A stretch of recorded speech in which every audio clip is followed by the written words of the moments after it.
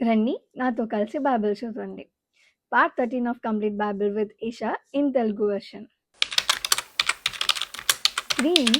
ఆ వృక్షము ఆహారమునకు మంచిదియు కన్నులకు అందమైనదియు వివేకమెచ్చు రమ్యమైనదనియుండుట చూచినప్పుడు ఆమె దాని ఫలములలో కొన్ని తీసుకొని తిని తనతో పాటు తన భర్తకును ఇచ్చెను.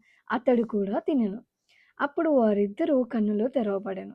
వారు తాము దిగంబరులమని తెలుసుకొని అంజూరపు ఆకులు కుట్టి తమకు కచ్చడములను చేసుకొనిరి.